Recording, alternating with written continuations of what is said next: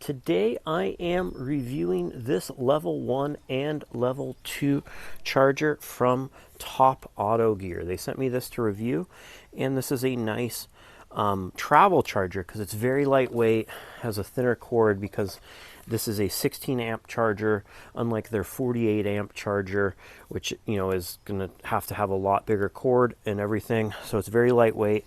Has this plug right here. So you see it can charge on a level 2 20 amp right here with this plug, and it has this NEMA, so that's a NEMA 620R plug, so a 620R. If you happen to have one of those, this is a great option.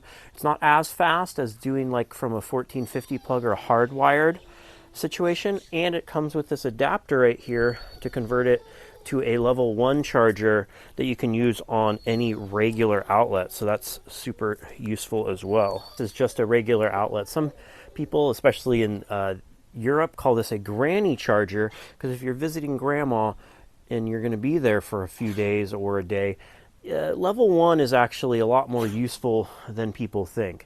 Not going to get you anywhere quick, but if your car's parked and you have access to an outlet, I can charge this car, get about 5 miles per hour. But you multiply that over 12 hours, you're getting a good amount of more range. So it is useful. And as you can see here, regular plug, regular outlet, plug it right in there.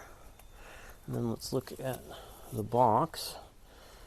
We are plugged in, and it has a simple screen here. You hold this down and then you can set the current or the time. I'm going to do current set because then you do a long hold to select that, and we're going to go to 10 amps because that is, so we have 8, 10, 13, and 16. You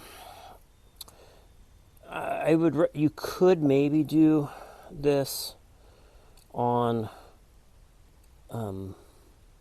13 off a regular outlet, but honestly I would suggest 10. So we're set to 10 amps. That's nice. You can also dial it down too, which is nice if you're having trouble with that outlet. Whenever plugging into a regular outlet, you don't want anything else running off of that outlet, just the charger, because you're taking a lot of draw. And you see it has this nice cap over it. Also, if you have something like a plug-in hybrid, it doesn't have as big of a battery, something like this will easily replenish your range overnight. Plug it in. Wait, hear that clunk? It's communicating with my car. Blue lights on means we are charging. I'm going to go look at, so you have all the chargers over here. And it's pretty cool. It shows you the volts it's sending, how many amps, how long it's been charging, and how much energy you have delivered. So it gives you a good amount of info there. So let's say you do charge it at your friend's or grandma's house or whatever. It'll tell you how much energy you took, and if you can pay them back for it, but it'll be very cheap, so less than if they offered you a drink. But you could give them a couple bucks and easily do that calculation. And here we are. It says we're at 84%, and it would take 7 hours to get to full. So you see here it says 84% and 7 hours to get to full, and we are in a short range EV. So at 10 amps, you're not going to get a lot of range, but if the car's sitting anyways, it could get you a little further, and it's also good for the battery. But if I'm overnight, I could easily replenish this battery, or you're staying at a vacation house.